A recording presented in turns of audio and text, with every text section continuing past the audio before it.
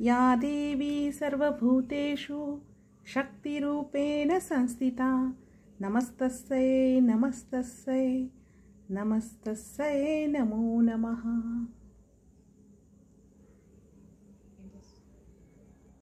नमस्कार मंडळी, सिंपल मेजवानी मराठीमध्ये तुम्हा सर्वांचं मनपूर्वक स्वागत आहे। आजच्या व्हिडिओमध्ये आपण घटस्थापना कशी करायची याबद्दल सविस्तर माहिती पाहणार आहोत।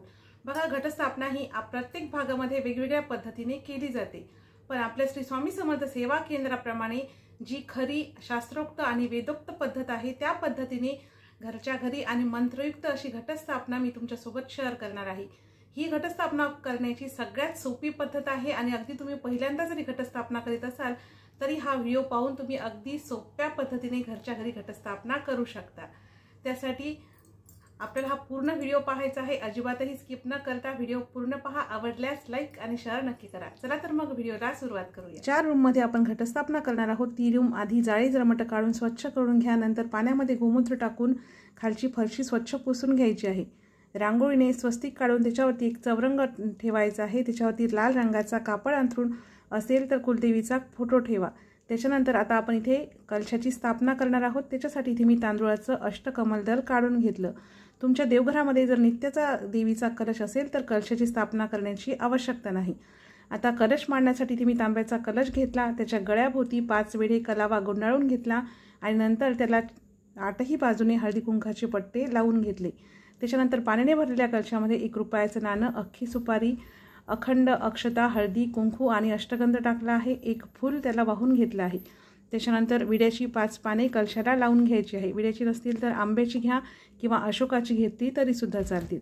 5 पाने लावून घेतल्यानंतर आता याच्यावरती आपण नारळ ठेवणार आहोत। तर इथे नारळाला मी हळदी कुंकू लावून घेतला आहे आणि नथ सुद्धा घालून घेतली आहे, म्हणजे आई भगवतीचं स्वरूप मी या कलशाला देणार आहे। त्याच्यानंतर या कलशाला मी एक मोत्याचा हार घालून घेणार आहे। तुमच्याकडे जर असेल तर मंगळसूत्र सुद्धा घालू शकता, तुम्हाला आवडेल त्या पद्धतीने तुम्ही कलश सजवून घेऊ शकता। आता हा तयार कलश जिथे आपण तांदूळाचं अष्टदल काढलेलं आहे त्याच्यावरती ठेवायचा आहे। कलश व्यवस्थित बसला आहे की नाही याची खात्री करून घ्या। त्याच्यानंतर आता इथे माझ्याकडे ही वेणी आहे, ही वेणी सुद्धा कलशाला वाहून घ्यायची आहे। बघा, आपला कलश किती मस्त आणि सुंदर दिसत आहे। आता कलशाची स्थापना झाल्यानंतर कलशाच्या समोरच आपण गणपतीची स्थापना करणार आहोत। त्यासाठी विड्याची 2 जोड पाने घेतली आहेत, त्याच्यावरती तांदूळाची रास करून त्यावर गणपती बाप्पाचं स्वरूप म्हणून अख्खी सुपारी ठेवली आहे।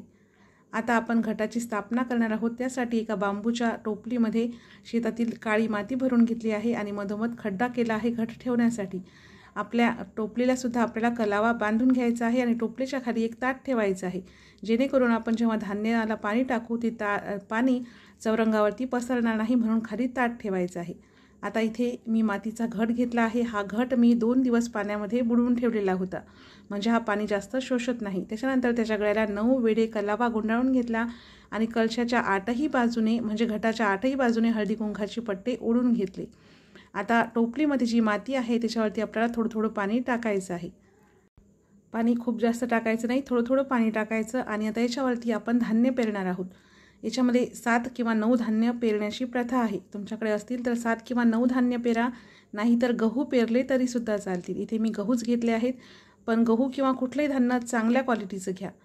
आता भरलेल्या घटामध्ये 1 रुपयाचं नाणं, अख्खी सुपारी, अक्षता, हळदी कुंकू, अष्टगंध आणि फूल वाहून घ्यायचं आहे। देवीची पूजा करताना ओम ऐं ह्रीं क्लीं चामुंडाय विच्चे या मंत्राचा जप करा। आता घटाला आपल्याला पाने लावायची आहेत। याला विड्याची, आंब्याची किंवा अशोकाची पाने लावू शकता। 5, 7, 9 या संख्येमध्ये पाने लावायची आहेत। इथे मी अशोकाची पाने लावली आहेत। घटस्थापना करण्यासाठी इथे मी एका तांबणामध्ये तांदूळ भरून घेतले, त्याच्यानंतर त्याच्यावरती विड्याची जोड पाने ठेवली आहेत। आता हे ताम्हण या घटावरती आपल्याला व्यवस्थित ठेवून घ्यायचं आहे। ताम्हण व्यवस्थित बसल्यानंतर आता घटाच्या भोवती मी फुलाने सजावट करून घेते, म्हणजे आपलं जे घटस्थापना आहे ती दिसायला खूप छान दिसेल। घटस्थापना करताना तुम्हाला कोणताच मंत्र येत नसेल तर कुलदेवीचा जो मंत्र आहे 99 मंत्र ओम ऐं ह्रीं क्लीं चामुंडाय विच्चे या मंत्राचा जप करत राहा। आता घटाची सजावट करून घेतल्यानंतर आता आपण पूजेला सुरुवात करणार आहोत। तर पूजेला सुरुवात करण्याआधी आपल्याला तुपाचा दिवा लावून घ्यायचा आहे, कारण कोणतीही पूजा करताना अग्नीची साक्ष असणे आवश्यक आहे। तर दिवा ठेवण्यासाठी खाली तांदूळाची रास करायची किंवा एखादी प्लेट ठेवायची, त्याच्यावरती तुपाचा दिवा ठेवून मी प्रज्वलित करून घेतला आहे। धूपसुद्धा लावून घेतला आहे। पूजा सुरू करण्याच्या आधी स्वतःच्या कपाळाला हळदी कुंकू लावून घ्या। आता आपण सगळ्यात आधी कलशाची पूजा करणार आहोत। तर एका फुलाने कलशावरती पाणी शिंपडून घेऊया। श्री कलश देवताभ्यो नमः स्नानं समर्पयामि। श्री कलश देवताभ्यो नमः अलंकारार्थे अक्षतां समर्पयामि। हरिद्रा कुंकुम सौभाग्यद्रव्यानि समर्पयामि। हळदी कुंकू अक्षता वाहून घेतल्यानंतर कलशाला फूल वाहायचं आहे। श्री कलश देवताभ्यो नमः ऋतुकालोद्भव पुष्पं समर्पयामि। त्याच्यानंतर 3 वेळा कलशाला धूप ओवाळून घ्यायचं आहे अर्धचंद्र आकारामध्ये। श्री कलश देवताभ्यो नमः धूपम आघ्रापयामि। त्याच्यानंतर दीप ओवाळून घेऊया। श्री कलश देवताभ्यो नमः दीपम दर्शयामि। आणि नंतर आता आपण गणपती बाप्पाची पूजा करणार आहोत। त्यासाठी ती मी सुपारी ठेवली आहे। तुम्ही गणपती बाप्पाची मूर्तीसुद्धा ठेवू शकता। पूजनाच्या आधी गणपतीचा अभिषेक आपल्याला करायचा आहे। अभिषेक दुधाने, पाण्याने, पंचामृताने कशानेही करू शकता। गणपती बाप्पाचा अभिषेक करताना गणपती अथर्व शीर्ष म्हणून अभिषेक करा, नाहीतर मग 21 वेळा ओम गण गणपतये नमः या मंत्राचा जप करून आपल्याला अभिषेक करायचा आहे। तुम्हाला शक्य असेल तसं। नित्यसेवा ग्रंथामध्ये गणपती अथर्व शीर्ष दिलेला आहे। दुधाने स्नान घातल्यानंतर शुद्ध पाण्याने गणपती बाप्पाला आंघोळ घालायची आहे। श्री महागणाधिपते नमः शुद्धतक स्नानं समर्पयामि। आता ही गणपती बाप्पाची सुपारी स्वच्छ कोरडी करून त्या तांदूळाच्या राशीवरती ठेवायची आहे। श्री महागणाधिपते नमः अलंकारार्थे अक्षतां समर्पयामि। हरिद्रा कुंकुम सौभाग्यद्रव्यानि समर्पयामि। अक्षता, हळदी, कुंकू, अष्टगंध वाहिल्यानंतर गणपती बाप्पाला फूल वाहायचं आहे। श्री महागणाधिपतये नमः ऋतुकालोद्भव पुष्पं समर्पयामि। 3 वेळा धूप ओवाळायचं आहे। श्री महागणाधिपतये नमः धूपम आघ्रापयामि। 3 वेळा दीप ओवाळायचं आहे। श्री महागणाधिपतये नमः दीपम दर्शयामि।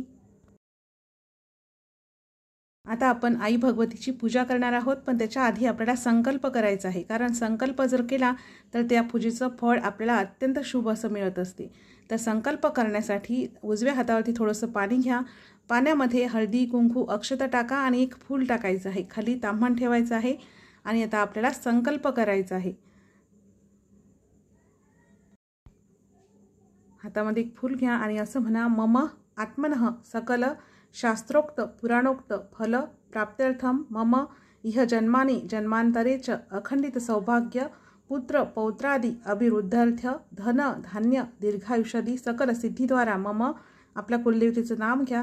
तुळजाभवानी नामने कुलदेवता घटस्थापना अहम करिष्ये असा संकल्प घेतल्यानंतर हे पाणी आपल्याला ताम्हणामध्ये सोडून द्यायचं आहे। दुसरं स्वच्छ पाणी घेऊन पुन्हा ते पाणी ताम्हणामध्ये सोडून द्यायचं आहे। कुठली पूजा जर आपण संकल्पयुक्त केली तर त्याचं फळसुद्धा आपल्याला खूप चांगलं मिळत असते। आता संकल्प करून घेतल्यानंतर आपल्याला आपल्या कुलदेवतेचा अभिषेक करायचा आहे।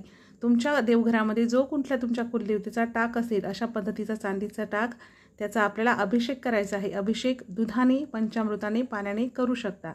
अभिषेक करताना 16 वेळा श्रीसूक्त म्हणायचं आहे। आपल्या नित्यसेवा ग्रंथामध्ये संस्कृत आणि मराठी दोन्ही श्रीसूक्त दिलेले आहेत।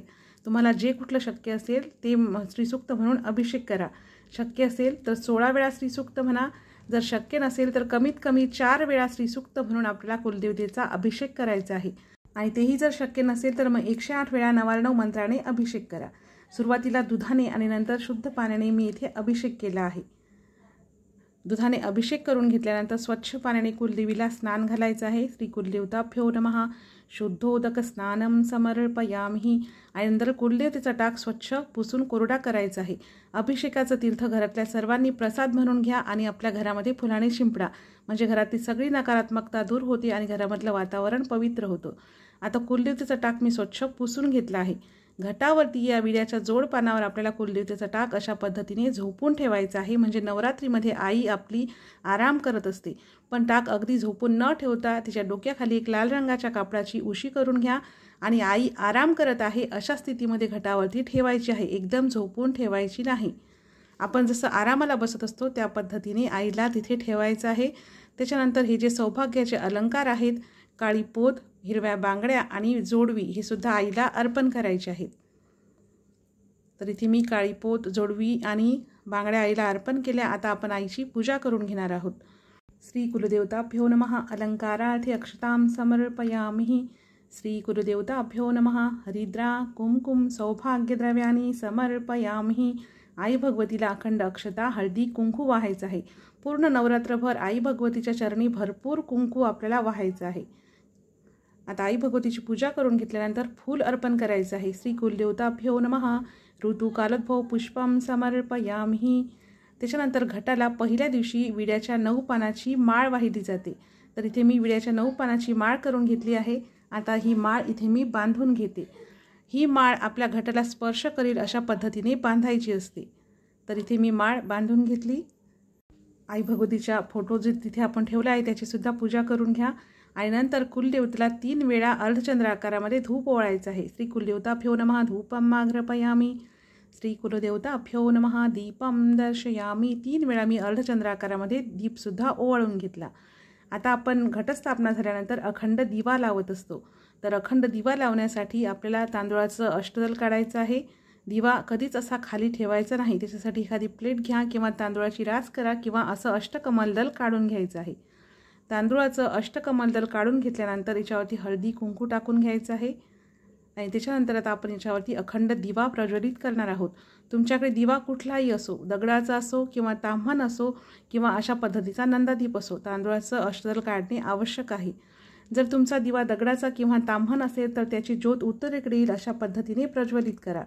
आता हा नंदादीप जो आहे याची जी ज्योत आहे ती डायरेक्टली देवापर्यंत पोहोचत असते, म्हणून यात ज्योतीचं तोंड कुठे करायचं हा काही प्रश्न नाही।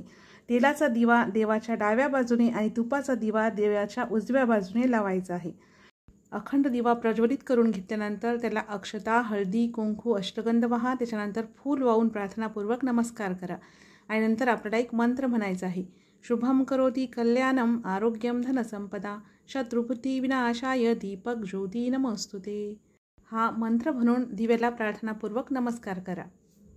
मी आई भगवतीच्या फोटोला फूल वाहण्याचं विसरून गेले होते, म्हणून इथे मी आई भगवतीच्या चरणी फूल अर्पण केलं आहे। आणि आता आपण नैवेद्य दाखवूया। नैवेद्य दाखवण्यासाठी एक पळी पाणी खाली टाकायचं। करंगळीजवळील बोट आणि मधातील बोट या 2 बोटांनी भरीव चौकोन करायचे आणि त्याच्यावर नैवेद्याचं ताट ठेवायचं। नैवेद्यामध्ये तुम्ही कुठलीही फळे, दूध, खडीसाखर हे दाखवू शकता। तर बघा 2 चौकोनावरती मी 2 नैवेद्याची ताटं ठेवली, एक केळी आणि थोडीशी खडीसाखर। नैवेद्यावरती गायत्री मंत्र म्हणत तुळशीपत्र ठेवायचं आहे। त्याच्यानंतर नैवेद्य दाखवण्यासाठी उजव्या हातामध्ये तुळशीपत्र घ्या, त्याच्यामध्ये 3 पळ्या पाणी घ्यायचं आहे आणि 3 वेळा गायत्री मंत्र म्हणत नैवेद्याभोवती फिरवायचं आहे। ओम तत्सवितुर्वरेण्यं भर्गो देवस्य धीमहि धियो न प्रचोदयात्। ओम तत्सवितुर्वरेण्यं भर्गो देवस्य धीमहि धियो न प्रचोदयात्। ओम तत्सवितुर्वरेण्यं भर्गो देवस्य धीमहि धियो न प्रचोदयात्। पुन्हा 2 पळ्या पाणी घ्या। ओम प्राणाय स्वाम अपानाय स्वाहाम व्यानाय स्वाहाम उदनाय स्वाम समनाय स्वाम ब्रह्मणी अमृतत्वाय स्वाहा। हा मंत्र 2 वेळा म्हणायचा आहे। पाणी घटाच्या समोर आणि तुळशीचं पत्र आई भगवतीच्या समोर अर्पण करायचं आहे। श्री कुलदेवताभ्यो नमः मिष्टान्न नैवेद्यम समर्पयामि। अशा पद्धतीने आपली घटस्थापना करून झाली आहे। आता आपण आई भगवतीचा जय जयकार करूया। उदयोस्तु श्री महाकाली महालक्ष्मी महासरस्वती राजेश्वरी आई साहेब। श्री अंबा माता की जय। श्री अंबा माता की जय। श्री अंबा माता की जय। तर बघा आता अशा पद्धतीने आपल्याला घरच्या घरी मंत्रयुक्त घटस्थापना अगदी साध्या सोप्या पद्धतीने करता येते। अशा पद्धतीने घटस्थापना करा।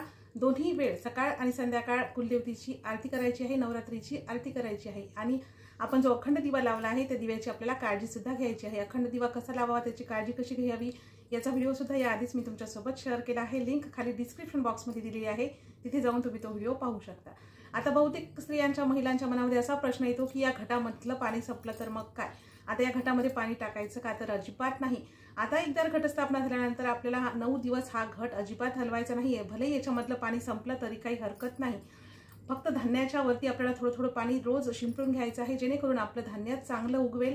धान्य जसं उगवते त्यावरती आपली येणाऱ्या वर्षाची प्रगती ठरत असते।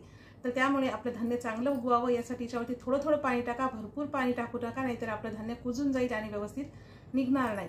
तर अशा पद्धतीने घटस्थापना करा। दोन्ही वेळ आई भगवतीची आरती करा। शक्य होतील तर 14 श्री दुर्गा सप्तशती ग्रंथाचे पाठ करा। जर 14 शक्य नसतील तर 9 करा, 7 करा, तुम्हाला जसं शक्य होईल तसे दुर्गा सप्तशती ग्रंथाचे पाठ करा आणि जास्तीत जास्त शक्य होईल तितका 99 मंत्राचा जप करायचा आहे। ओम ऐं ह्रीं क्लीं चामुंडाय विच्छे। चालता बोलता कामे करता करता शक्य होईल तितका आपल्याला या नवरात्रीच्या 9 दिवसामध्ये 99 मंत्राचा म्हणजे मंत्राचा जप करायचा आहे। तर झालेली सेवा श्री स्वामी समर्थ आणि कुलदेवतेच्या चरणी अर्पण करते आणि आजचा व्हिडिओ इथेच थांबवते। तुम्हाला आजचा व्हिडिओ कसा वाटला हे कमेंट्समध्ये मला नक्की सांगा। व्हिडिओ आवडल्यास लाईक आणि शेअर नक्की करा। चॅनलला सबस्क्राईब करून बाजूचे घंटीचे बटन प्रेस करा। चला तर मग भेटूया पुन्हा एका नवीन व्हिडिओ सोबत। त्याआधी तुम्हा सर्वांना घटस्थापनेच्या स्वामीमय शुभेच्छा।